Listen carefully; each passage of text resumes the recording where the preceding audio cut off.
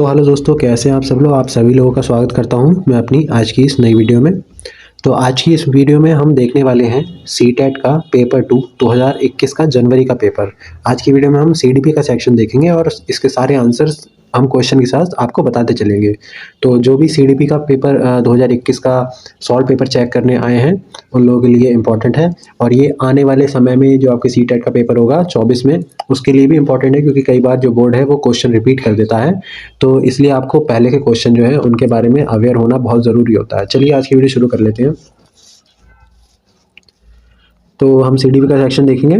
तो आज का हमारा पहला क्वेश्चन है, बाल्यावस्था की अवधि में विकास धीमी गति से होता है एवं उसे मापा नहीं जा सकता, बहुस्तरीय और मिश्रित होता है, में केवल परिमाणात्मक परिवर्तन होते हैं, अनियमित और असंबद्ध होता है।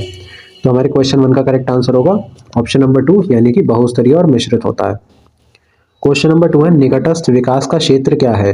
बच्चों के वर्तमान स्तर पर स्वतंत्र प्रदर्शन और वयस्क व अधिक कौशल वाले समकक्षियों की सहायता से बच्चों द्वारा उपार्जित किए जाने वाले प्रदर्शन के मध्य का क्षेत्र है। विभिन्न प्रकार के कार्य जो कि अपनी आयु के अनुसार बच्चे को करने चाहिए परंतु वह नहीं कर सकता है। वह प्रक्रिया जिसमें शुरू में विभिन्न समझ वाले दो व्यक्ति समान समझ पर पहुंचते हैं। वह प्रक्रिया जिसमें बच्चे समाज के वयस्क सदस्यों द्वारा निर्धारित विधि से कार्य करते हैं। तो क्वेश्चन 2 का हमारा करेक्ट आंसर होगा ऑप्शन नंबर 1। अब देखते हैं क्वेश्चन नंबर 3।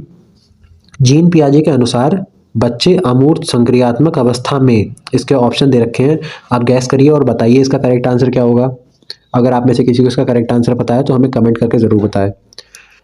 तो इसका हम आंसर देख लेते हैं। क्वेश्चन 3 का हमारा करेक्ट आंसर होगा ऑप्शन नंबर 1, परिकल्पित निगमनात्मक तर्क और प्रतिज्ञाप्ति चिंतन करने में समर्थ है।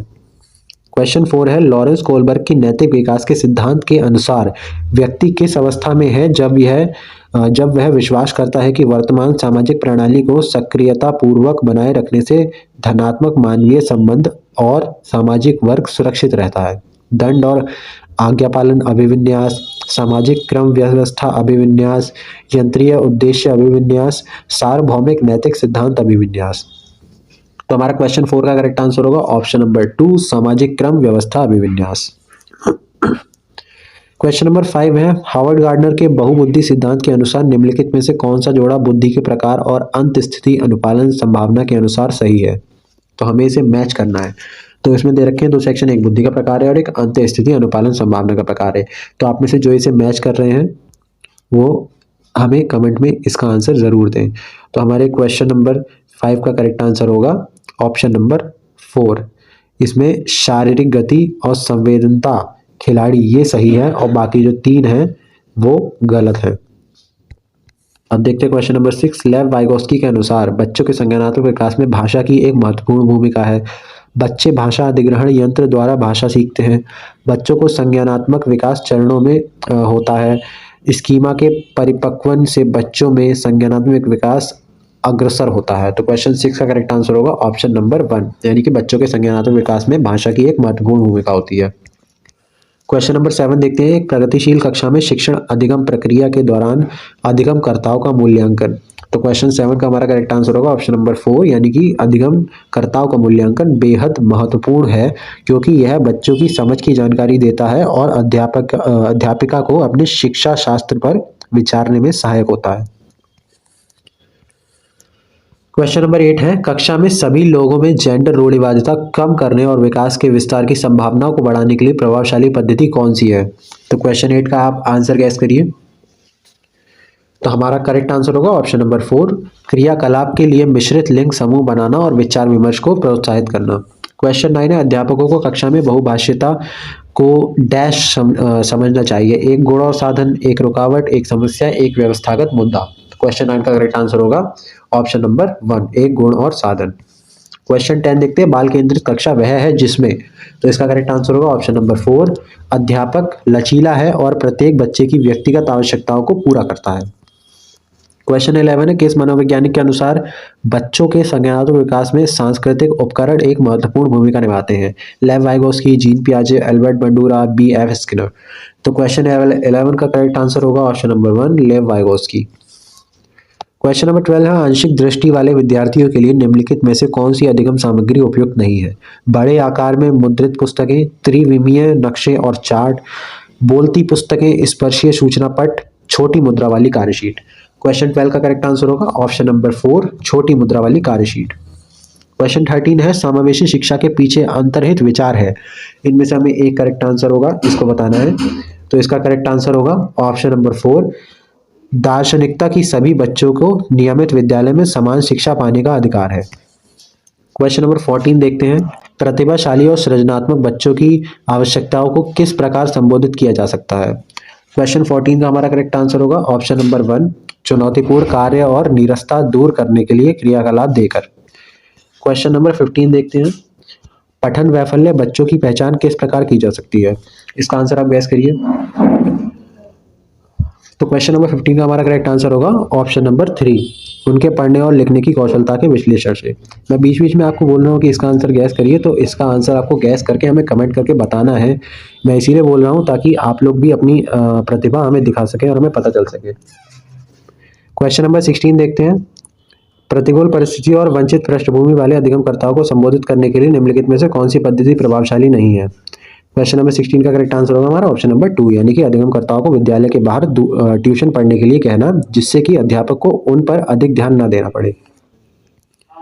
क्वेश्चन 17 है, बच्चों के अधिगम में शारीरिक स्वास्थ्य और सामवेगिक अवस्था डैश का कोई प्रभाव नहीं होता कि एक महत्वपूर्ण भूमिका है, का कोई आपसी संबंध नहीं है कि भूमिका नगण्य है। क्वेश्चन 17 का हमारा करेक्ट आंसर होगा ऑप्शन नंबर 2, यानी कि एक महत्वपूर्ण भूमिका है। क्वेश्चन 18 देखते हैं, कक्षा में अर्थपूर्ण अधिगम को प्रोत्साहित करने के लिए अध्यापिका को विद्यार्थियों की सहायता करनी चाहिए कि वे अपने मनोभावों और अभिप्रेरणों को सुव्यवस्थित कर पाएं। विद्यार्थियों को उनके प्रदर्शन के आधार पर वर्गीकृत और नामांकित करके उनके योग्यता आधारित समूह बनाने चाहिए। विद्यार्थियों में संवाद और चर्चा को प्रोत्साहित करना चाहिए, जिससे वे बहुपरिप्रेक्ष्य करने में सशक्त हों। कक्षा में विविधता की उपेक्षा करके शिक्षण की मानक विधि को अपनाना चाहिए। तो क्वेश्चन नंबर 18 का हमारा करेक्ट आंसर होगा ऑप्शन नंबर 1, यानी कि फर्स्ट एंड थर्ड, ये वाला और ये वाला। अब देखते हैं क्वेश्चन 19, अधिगम एक डैश और डैश प्रक्रिया है, जटिल सक्रिय, सरल रैखिक, सरल व्यक्तिगत, जटिल निष्क्रिय। क्वेश्चन 19 का करेक्ट आंसर होगा हमारा ऑप्शन नंबर 1, जटिल और सक्रिय। अपनी कक्षा में अर्थपूर्ण अधिगम को सुसाध्य बनाने के लिए अध्यापिका को अपनी कक्षा में सामाजिक, सांस्कृतिक, धार्मिक, भाषीय विविधता को डैश चाहिए, टालना चाहिए, उपेक्षित करना चाहिए, समझना चाहिए, अनदेखा करना चाहिए। इसका आंसर आप गैस करिए। क्वेश्चन नंबर 20 का हमारा करेक्ट आंसर हो जाएगा ऑप्शन नंबर 3। अगर आपने 3 गैस करा है तो आपका आंसर बिल्कुल सही है और आप बहुत अच्छा जा रहे हैं। अब देखते हैं 21, कक्षा में प्रभावशाली अधिगम के लिए डैश वातावरण की रचना करनी चाहिए बजाय डैश वातावरण के, सहयोगिक, प्रतिस्पर्धिक, सहयोगिक, भयावह, सुसाध्यक, प्रतिस्पर्धिक, सुसाध्यक। क्वेश्चन 21 का हमारा करेक्ट आंसर हो जाएगा ऑप्शन नंबर 1, सहयोगिक, प्रतिस्पर्धिक। क्वेश्चन 22 है, निम्नलिखित में से कौन सा उदाहरण विद्यार्थियों को अधिगम के लिए अभिप्रेरित करने के लिए प्रभावशाली पद्धति है। तो 22 का हमारा करेक्ट आंसर हो जाएगा ऑप्शन नंबर 1, पाठ उपलब्ध कराना, विशेषकर जब विद्यार्थी कोई नया कौशल सीख रहा हो। पाठ यानी कि स्कैफोल्डिंग होता है। क्वेश्चन 23 है, बच्चों के चिंतन के विषय में निम्नलिखित में से कौन सा कथन सही नहीं है। तो इसका करेक्ट आंसर होगा हमारा ऑप्शन नंबर 2, यानी कि बच्चे प्रत्ययों को स्वयं नहीं सोच सकते और अध्यापक की मूल भूमिका उन्हें जानकारी उपलब्ध कराना होती है। क्वेश्चन 24 है, बच्चों का विद्यालय में असफल होना। इसका करेक्ट आंसर होगा हमारा ऑप्शन नंबर 2, यानी कि निर्दिष्ट करता है कि विद्यालय इन बच्चों की आवश्यकताओं को और रुचियों को पूर्ति करने में समर्थ नहीं है। क्वेश्चन 25 है, समूह में एक दूसरे को पढ़ाने और सहायता करने से। इसका करेक्ट आंसर होगा हमारा ऑप्शन नंबर 1, बच्चे स्वयं की चिंतन प्रक्रिया पर आक्षेप करते हैं और संज्ञानात्मक क्रियाकलाप के उच्च स्तर पर पहुंच सकते हैं।